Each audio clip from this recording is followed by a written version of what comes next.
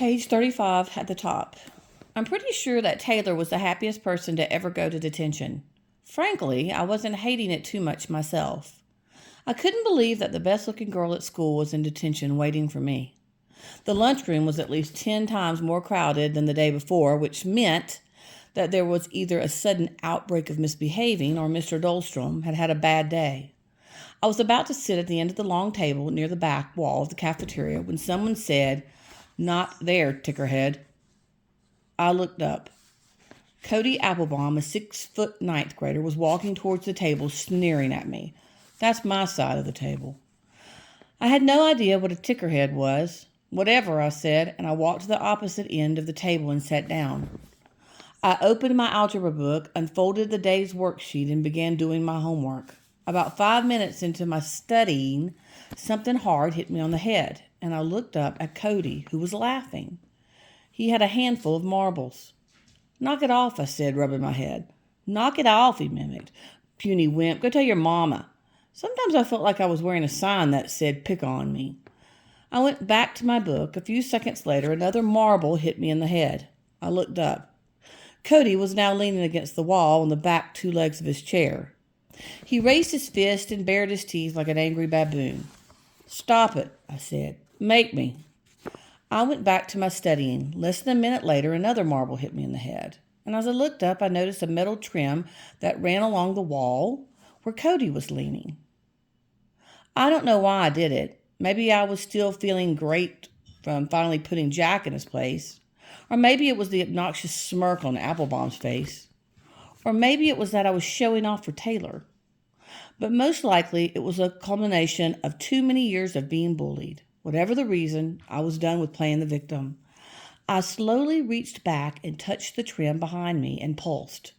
Cody let out a loud yelp and fell back off his chair, smacking his head against the wall and then the floor. When Miss Johnson stood up to see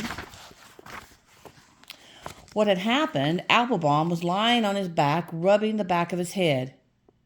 "Cody, quit screwing around." He looked up from the ground. "Something shocked me." "Right, Cody. I saw you leaning back on your chair," Miss Johnson said. "One more outburst like that, and I'm adding 2 days to your detention." Cody climbed back up into his chair. "Sorry, Miss Johnson." I looked over at Taylor, and she was looking at me slowly, shaking her head, and I shrugged.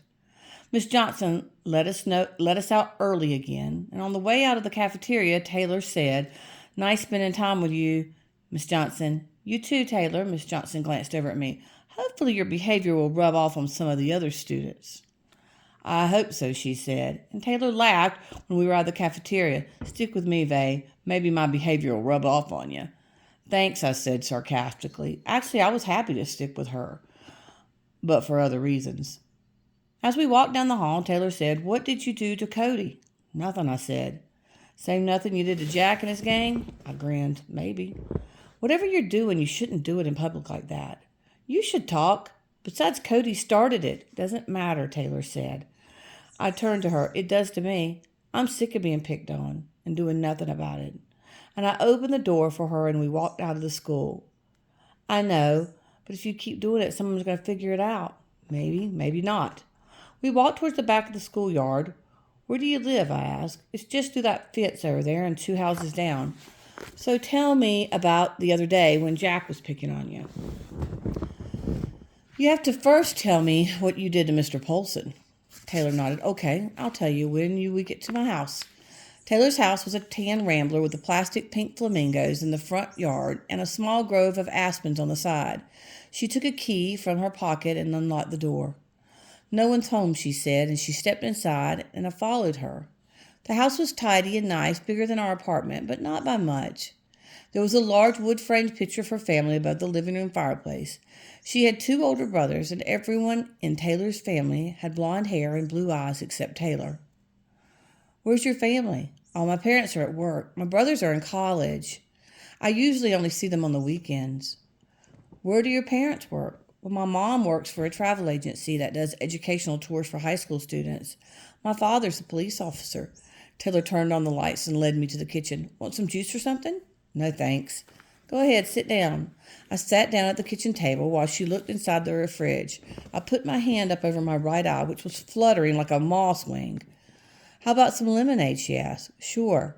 She poured us both a glass, then sat down next to me. Can I ask you something? Sure. Why do you blink like that? I flushed. I have Tourette's syndrome. Tourette's syndrome? You mean like those people who shout out swear words for no reason? That's Tourette's, but I don't do that. I do other things, like blinking. Sometimes I make gulping noises. Sometimes I make faces. Why? I shrugged. No one really knows why Tourette's is a neurological thing or so it can affect any part of my body. Does it hurt? Sometimes. She thought it over. Is it okay that I'm asking you about this? I'm not trying to embarrass you. I just thought if we're going to be friends, I should know. What she said made me happy. If we're going to be friends. Yeah, it's okay. Taylor stood. Let's sit in the family room. You can bring your drink. We walked into the next room, then sat down next to each other on the sofa. I took a drink of lemonade and puckered. Wow, that's sour. My mom must have made it. She makes it really tart. Taylor took a sip. Yep, Mom. I set down my glass. So, she said, lacing her fingers together, are you going to tell me what you did to those boys?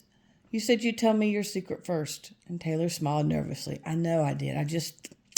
She looked at me with her beautiful brown eyes. Please, I promise I'll tell you. It's just easier if you go first. There was something about Taylor that made me feel like I could trust her. Okay, I said. What did you see? I heard a loud zap, and then I saw Jack and his friends rolling on the ground like they'd been tased. I shook my head. That's pretty much what happened. How did you tase them? As I thought of how much I wanted to share, Taylor said, my dad has a taser. He has a stun gun. He showed me how they work. My mother had made me promise to never tell anyone about my electricity. But we had never talked about what to do if someone already knew. Or at least they thought they did. I don't know if I should say, I said. Taylor leaned closer and touched my arm. Michael, I understand. I really do. I never told anyone my secret, but I'm tired of keeping this to myself, aren't you? And her eyes were wide with sincerity. I slowly nodded. Austin was the only person I'd ever told about my electricity, and telling him had been an incredible relief, like 100 pounds falling off my shoulders. I slowly breathed out.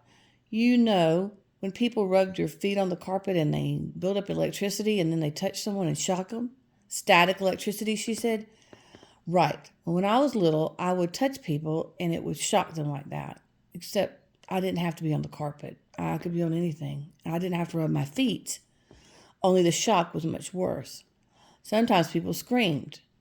It got so bad that my mom made me wear rubber gloves. And as I got older, it got more powerful. What I did to those boys was nothing compared to what I could have done. Taylor set down her lemonade. So you can control it. Mostly. Sometimes it's hard. What does it feel like when you shock? To me or them? She grinned. Well, yes, I guess how it feels to them. It's like a sneeze. It kind of builds up and then blows. Can you do it more than once? Yes, but I only do it so many times before I start to lose energy. It takes a few minutes to build up again. Do you have to touch someone to shock them? Yes, unless we're touching metal like Cody was today. She nodded. That's pretty cool. Do you ever shock yourself? No. How come? I don't know. Electric eels don't shock themselves. I took another sip of the lemonade and puckered. You don't have to drink it, Taylor said. I won't be offended or anything. It's okay. I set the glass down. Your turn. What did you do to Mr. Polson? A wide smile crossed his lips. I rebooted him. You what? You know, like rebooting a computer. I reboot people.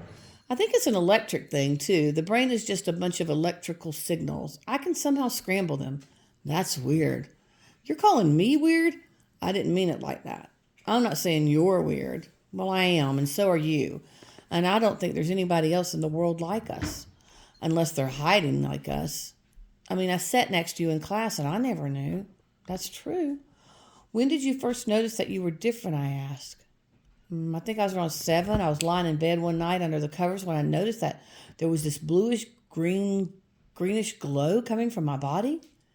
You have a glow, I asked. Yeah, it's just faint. You can only see it in the dark, and if you look closely. I glow too, I said. Hearing that she had the same glow made me feel good, like I wasn't so different or alone. That summer I was playing wizard with some friends, and I cast a spell, only they fell to the ground and started to cry, and at first I thought they were pretending, but they weren't. They couldn't remember what they'd been doing. That's what Mr. Paulson couldn't remember what he was doing, I said. She smiled. Yeah, it comes from handy sometimes. Does it hurt the person you reboot? She seemed embarrassed. I don't know. It's not like I do it all the time. Want me to do it to you? No. Do you want me to shock you? No. She looked at me seriously. You know, Michael, my parents don't even know about this. Do you have any idea how good it feels to finally tell someone? I nodded, yes. She smiled. Yeah, I guess you would. She lay back into the cushion. So your parents know? My mother knows. My father passed away when I was 8. I'm sorry. Her expression grew more serious. So what does your mother think of that? I think it scares her. If she knew I was talking to you about it, she'd be really upset. You won't hear it from me, Taylor said. I wished I could tell my parents. I've tried a few times, but whenever I ask to tell them, they get nervous. Like I'm going to tell them I've done something wrong. I guess I'm just afraid of how they'll react. You should tell them, I said. I know. Someday I will. Taylor leaned forward, and in her softer but more excited tone, there's something else I can do. Want to see it? Sure. She patted the sofa cushion next to her. Come closer. I scooted closer until our bodies nearly touched, and I started gulping but stopped myself. This isn't going to hurt, right? Nope. She leaned towards me until we were touching. Now think of a number between 1 and 1,000,000. 1 and 1,000,000? Okay. I thought of the last 4 digits of my phone number. Just keep thinking of that number. She reached over and took my hand. Suddenly, a big smile came across her face. Think of the number, silly, not me. What, you're reading my mind? I said jokingly. It wouldn't take a mind reader to know what I was thinking, but the most beautiful girl at school is holding my hand. I focused on my number again. 3,989, she said. I looked at her in astonishment. How did you do that? I don't know, but I'm pretty sure that it's part of the same rebooting thing. I mean, it's all about electricity, right? Our thoughts are just electricity firing. So when I touch you, your thoughts show up in my brain as well. Same projector, different screen. Her explanation made sense. So you can really read minds? Yes, but not without touching. If I were to put my forehead against yours, I could read it even better. I wouldn't mind that, I thought, forgetting that we were still holding hands, and a big smile came across her face, and I blushed and let go of her hand. So all you need to do is to touch someone? And she nodded. I've even been able to read people's minds if they're touching metal, like the way you shot Cody's, and she leaned back again. So, what do we do now? First, we need to promise never to reveal each other's powers. We already did that, she said. Right. Second, I think we need to stick together. She looked at me with a funny expression. I'm glad she wasn't touching me. After a moment, she said, That's a good idea. We should start a club. A club? With just 2 of us? Unless you know someone else like us, Austin should be in our club. He'll come in handy. Who's Austin? He's my friend. You met him in my locker? He sits in front of me in biology. The know-it-all kid? I nodded. He's my best friend. Does he have powers? No, but he knows a lot more about science and electricity. He's really smart, like a mad scientist smart.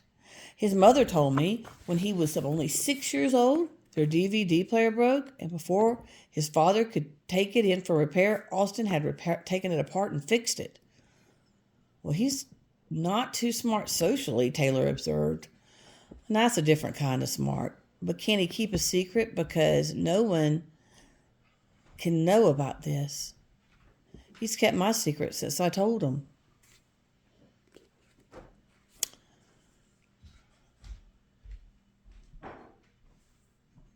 How long ago was that?